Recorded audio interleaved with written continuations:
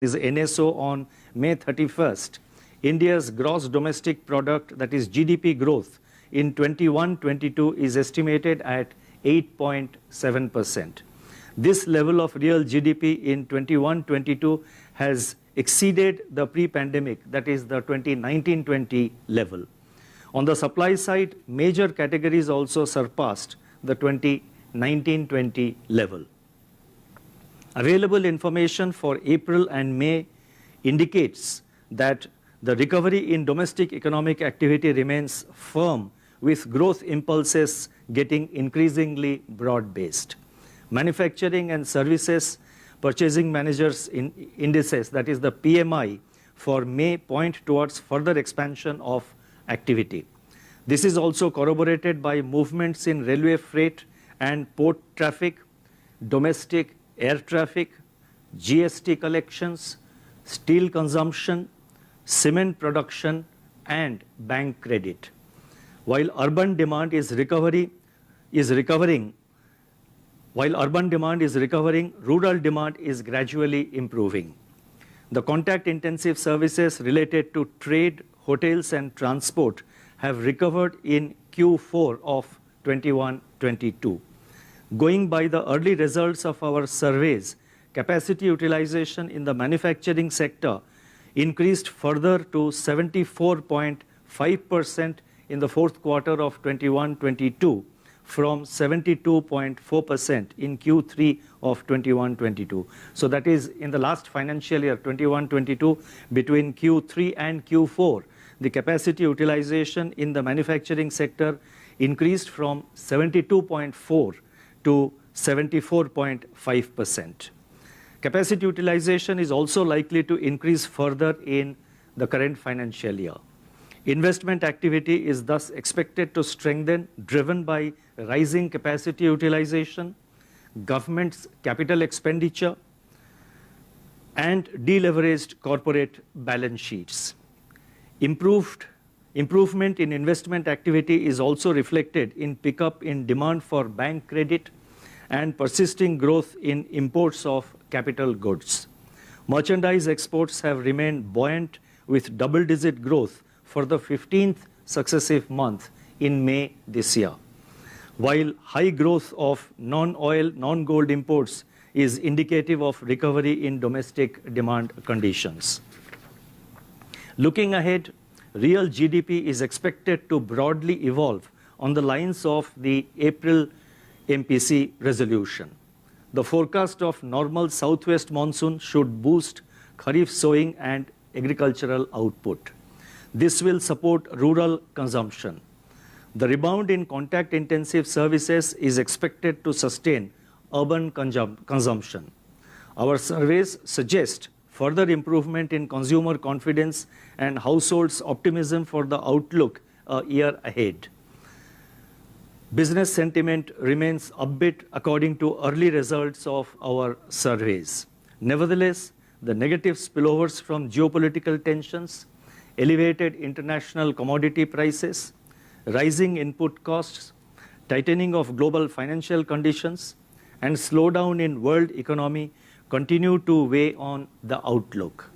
Taking all these factors into consideration, the real GDP growth for 2022-23, that is for the current year, is retained at 7.2%, with Q1 at 16.2%, Q2 at 6.2%, Q3 at 4.1%, and Q4 at 4%, with risks broadly balanced. I would now like to focus a little more on inflation. The CPI headline inflation in April registered a further sharp increase to 7.8%. It was the fourth consecutive month when inflation touched or was above the upper tolerance level of 6%. The surge in headline inflation was seen across all major categories. RBI governor Shaktikanta Das তিনি সাংবাদিক বৈঠক করছেন এবং repo rate বাড়ালো ফের reserve bank of India. মূলত 50 basis point repo rate বাড়ানোর সিদ্ধান্ত নেওয়া হয়েছে এবং রেপো রেট বেড়ে হলো 4.2 নয়। ফের রেপো রেট বাড়ালো আরবিআই। সাংবাদিক বৈঠক করছেন রিজার্ভ ব্যাংকের গভর্নর শক্তিকান্ত দাস এবং গাড়ি বাড়ির ক্ষেত্রে সেক্ষেত্রে যথেষ্ট সমস্যার মধ্যে পড়তে হতে পারে সাধারণ মানুষকে। সাংবাদিক বৈঠক এই সিদ্ধান্তের কথা জানাচ্ছেন শক্তিকান্ত দাস। রেপো রেট বাড়ানো হলো, যেখানে 50 বেসিস পয়েন্ট বাড়ানো হলো বলে এখনো পর্যন্ত জানাচ্ছেন আরবিআই গভর্নর। গাড়ি বাড়ির ক্ষেত্রে ইএমআই বৃদ্ধির একটা আবারও আশঙ্কা করা হচ্ছে, সেক্ষেত্রে মধ্যবিত্তের সাধারণ দৈনন্দিন জীবনে একটা প্রভাব পড়তে চলেছে, কারণ একেবারেই মূল্যবৃদ্ধির কোপ এবং মূল্যবৃদ্ধির থাবা যেভাবে সাধারণ মানুষের নাভিশ্বাস উঠছে, ত্রাহি ত্রাহি রব এবং পেট্রোপণ্যের মূল্যবৃদ্ধি, জ্বালানিতে ছ্যাঁকা, সরাসরি গৃহস্থের হিসেবে একেবারে আগুন জ্বলছে। এই রকম পরিস্থিতির মধ্যে আবারও রেপো রেট বৃদ্ধির যে সিদ্ধান্ত, সেক্ষেত্রে একেবারে লোন নিয়ে বা কোনো গাড়ি কিংবা বাড়ির ক্ষেত্রে সাধারণ মানুষকে ভাবতে হলে বেশ কিছুটা হলেও দুপা পিছনের বিষয়ও হতে পারে, কারণ রেপো রেট যেভাবে বাড়াচ্ছে রিজার্ভ ব্যাংক অফ ইন্ডিয়া, সেক্ষেত্রে বেশ কিছুটা সমস্যার মধ্যে পড়তে হতে পারে আম জনতাকে। রেপো রেট 50 বেসিস পয়েন্ট বাড়ালো আরবিআই। কিছুক্ষণ আগে সাংবাদিক বৈঠকে রেপো রেট বাড়ানোর সিদ্ধান্তের কথা জানালেন RBI governor Shaktikanta Das.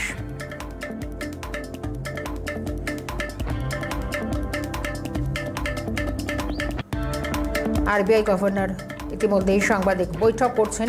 Repo rate বাড়ানোর সিদ্ধান্ত নেওয়া হয়েছে এবং যেখানে এবারে 50 বেসিস পয়েন্ট রেপো রেট বাড়ানোর সিদ্ধান্ত নেওয়া হয়েছে এবং সেক্ষেত্রে সাধারণ মানুষের কিছুটা সমস্যার মধ্যে পড়তে হতে পারে, তাদেরকে বেগ পেতে হতে পারে, কারণ ফের রেপো রেট বাড়ালো রিজার্ভ ব্যাংক। এবারে রেপো রেট বেড়ে হলো 50 বেসিস পয়েন্ট 4.9 এবং সাধারণ মানুষকে বেশ কিছুটা সাধারণ দৈনন্দিন জীবনে যে একটা প্রভাব পড়তে চলেছে বলা যেতেই পারে। সাংবাদিক বৈঠকে রিজার্ভ ব্যাংকের গভর্নর শক্তিকান্ত দাস, বিশিষ্ট অর্থনীতিবিদ রতন খাসনবিশ আমাদের সঙ্গে এই মুহূর্তে টেলিফোন লাইনে যোগ দিয়েছেন। স্যার, আপনাকে ক্যালকাটা নিউজে স্বাগত জানাবো। এবং এই মুহূর্তে যে বিষয়টা রেপো রেট বাড়ানোর সিদ্ধান্ত নেওয়া হচ্ছে, মূলত 50 বেসিস পয়েন্ট রেপো রেট বাড়ানোর সিদ্ধান্তের কথা জানাচ্ছেন আরবিআই গভর্নর। কি মনে হচ্ছে আপনার, সেক্ষেত্রে নতুন যে রেপো রেট বেড়ে দাঁড়ালো 4.9, সাধারণ জীবনে কতটা প্রভাব পড়তে চলেছে?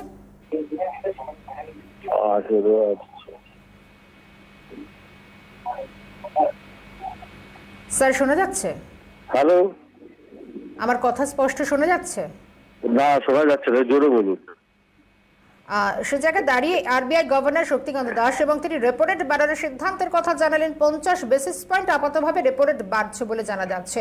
সাধারণ দৈনন্দিন জীবনে এর কতটা প্রভাব পড়বে বলে আপনি মনে করছেন?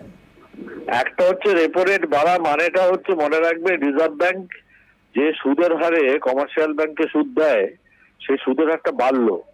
তার মানে কমার্শিয়াল ব্যাংক থেকে যদি আপনি টাকা নিতে যান, ধার চাইতে চান, তাহলে তারা বেশি সুদ চাইবে। এটার মানে হচ্ছে আপনি যারা ইএমআই দিয়ে গাড়ি কেনেন, ইএমআই এ বাড়ি কেনেন, তাদের দিক থেকে একটা চাহিদার সংকোচনের একটা আশঙ্কা আছে, যার অর্থনীতিতে একটা প্রভাব পড়বে। বাড়ি তেমন বিক্রি হবে না, গাড়ি যেরকম বিক্রি হবে না। যারা ইতিমধ্যে নিয়ে রেখেছেন তাদের ক্ষেত্রে একটু আমরা এগুলো বলে কস্ট অফ অ্যাকুইজিশন, সেটা অনেক বেড়ে যাবে। এছাড়া নতুন লগ্নিকারীও ব্যাংকে গিয়ে টাকা তুলতে, টাকা ধার নিতে ইতস্তত করবে, কারণ তারা দেখবে সুদের হারটা বেশি। এর সামগ্রিক প্রভাবটা হচ্ছে চাহিদার ওপর পড়বে। আর চাহিদার ওপর যদি এর সামগ্রিক প্রভাব এসে পড়ে, আমরা যেটা বুঝি সেটা হলো এই, যে এর ফলে বাজারে জিনিসের চাহিদাটা কমে। চাহিদা কমলে বলা হয় মূল্যস্ফীতির যে হার, সেটা কিছুটা কমতে পারে। আমার ধারণা রিজার্ভ ব্যাংকের গভর্নর সেদিকে তাকিয়ে এই ট্র্যাডিশনাল স্টেপটাই নিয়েছে। কিন্তু এর যে উল্টো নানা আশঙ্কা, নানা বিপর্যয়ের আশঙ্কা রয়েছে, সেই দিকগুলোকে এই দিক থেকে বিচার করলে পরে খেয়াল করা হয় না বলে আমি মনে করি। দ্রব্যমূল্য বৃদ্ধির এটাই একমাত্র উপায়, দ্রব্যমূল্য বৃদ্ধি রোধ করার এটাই একমাত্র উপায় আছে বলে আমি মনে করি না। আরো অনেক উপায় রয়েছে, যার মধ্যে একটা বড় জায়গা সরাসরি মূল্য নিয়ন্ত্রণের সরকারি হস্তক্ষেপ। কতগুলো নিত্য প্রয়োজনীয় জিনিস যদি সরকার বাধাভাবে বিক্রি করা শুরু করে, আমার ধারণা মূল্যবৃদ্ধির হার অনেকটাই কমে যাবে, এসব আবল তাবল কাজ না করে। ঠিক আছে? আচ্ছা, বেশ, অনেক ধন্যবাদ জানাবো আপনাকে আমাদের সঙ্গে কথা বলার জন্য। অবিশিষ্ট অর্থনীতিবিদ রতন খাসনেবিশ ছিলেন আমাদের সঙ্গে টেলিফোন লাইনে। কিছুক্ষণ আগে সাংবাদিক বৈঠক করলেন আরবিআই গভর্নর শক্তিকান্ত দাস এবং ফেড রেপো রেট বাড়ানোর সিদ্ধান্ত আরবিআই এবং মূলত 50 বেসিস পয়েন্ট রেপো রেট বাড়ানোর সিদ্ধান্তের কথা জানিয়েছেন আরবিআই গভর্নর এবং নতুন রেপো রেট বেড়ে হলো 4.9। সেক্ষেত্রে সাধারণ মানুষ একেবারে মধ্যবিত্ত নিম্ন মধ্যবিত্তের ক্ষেত্রে যে সমস্যাটা একটা হতে পারে, সেক্ষেত্রে গাড়ি কিংবা বাড়ি কিনতে গেলে যারা ইএমআইতে মূলত এগুলিকে কেনার চেষ্টা করেন তাদের যথেষ্ট ব্যয় সংকোচন করতে হবে, অর্থাৎ সেখানে পকেটে বেশ কিছুটা বাড়তি যোগান একটা সমস্যা হতে পারে এমনটা কিন্তু উঠে এলো এবং একটা যথেষ্ট প্রভাব পড়বে এমনটাও মনে করছেন বিভিন্ন অর্থনীতিবিদরা।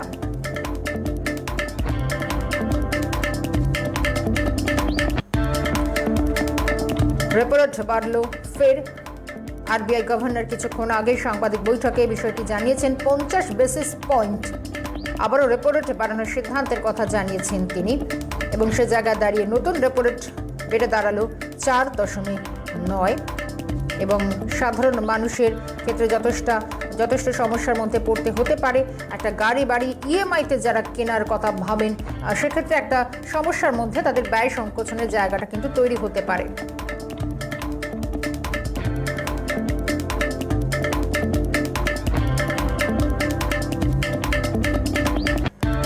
বিশিষ্ট অর্থনীতিবিদ বুড়োশিব দাশগুপ্ত আমাদের সঙ্গে মতো টেলিফোন লাইনে রয়েছেন। স্যার, আপনাকে ক্যালকাটা নিউজে স্বাগত জানাবো। কিছুক্ষণ আগে রেপো রেট বাড়ানোর সিদ্ধান্তের কথা বলেন আরবিআই গভর্নর এবং সেক্ষেত্রে ইএমআই এ যারা গাড়ি বাড়ি কেনার কথা ভাবেন তাদেরকে একটু ব্যয় সংকোচনের বিষয়টা তাদেরকে ভাবতে হবে, অর্থাৎ দৈনন্দিন জীবনে কতটা প্রভাব পড়বে এই সিদ্ধান্তে, কি মনে করছেন আপনি?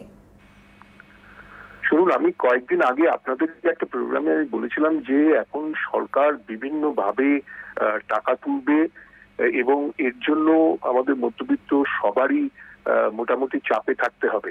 এখন এইটা একটা কারণ আমাদের বুঝতেই পারছি যে আমাদের কোভিড এর পরে আমাদের অর্থনৈতিক অবস্থা ভালো নয়, সেহেতু সব রকম ভাবে ধরুন আমাদের পার্সোনাল যে পেনশন বা এইসব জায়গাও সব রেট কমিয়ে দিয়েছে, সেখানেও আমরা টাকা যাতে জমা না রাখি বা জমা রাখলেও কম টাকা ফেরত দেবে, এইসবগুলো তো করছেই।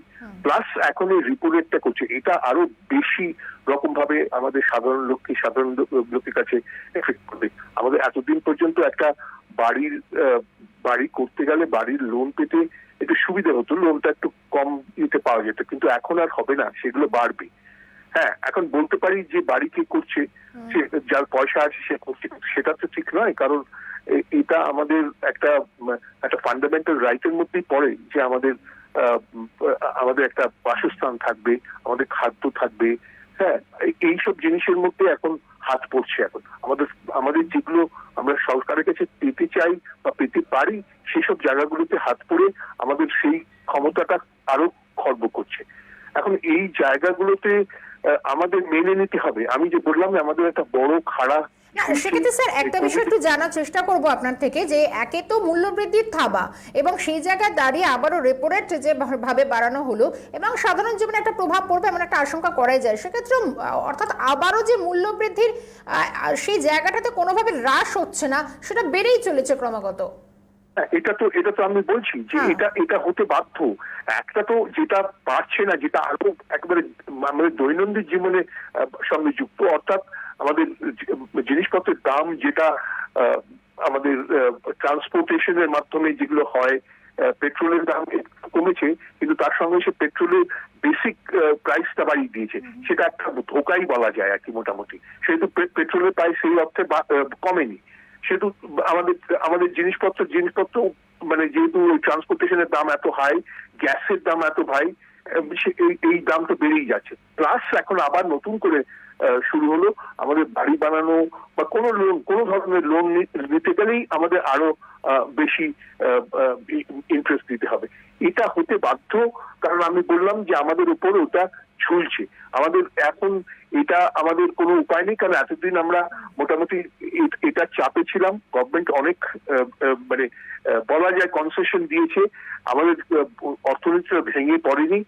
পৃথিবীর অনেক জায়গায় অর্থনীতি ভেঙে পড়েছে, দেখা যায় আমরা শ্রীলঙ্কায় দেখি, মানে পাকিস্তানে দেখছি, সব জায়গায়। কিন্তু ভারতবর্ষের অর্থনীতি অনেকে বলেছিল ভেঙে পড়বে, পড়েনি। সেই অর্থে আমাদের বলতেই হবে এটা আমাদের একটা প্লাস পয়েন্ট। কিন্তু এখন এই জিনিসগুলো মূল্যবৃদ্ধি তো হবেই, প্লাস এইসব রিপো রেটসও হতে বাধ্য, এটা আমরা বুঝতেই পারছি। একেবারে, অর্থাৎ গৃহঋণে একটা সুদের হার যে বাড়বে এবং সাধারণ মানুষকে যে যথেষ্ট বেগ পেতে হবে এটা বলাই যায়। অনেক ধন্যবাদ জানাবো স্যার আমাদের সঙ্গে গুরুত্বপূর্ণ সময় ভাগ করে দেওয়ার জন্য।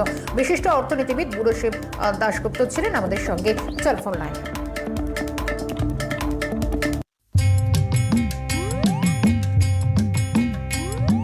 খাচ্ছে টনটা হাপুস হুপুস, প্রথম পাতেই ঘি, সুগন্ধেতে পাগল মনে হচ্ছে সব কি, অন্য খাবার রইল করে শুরুতেই মন মোছে।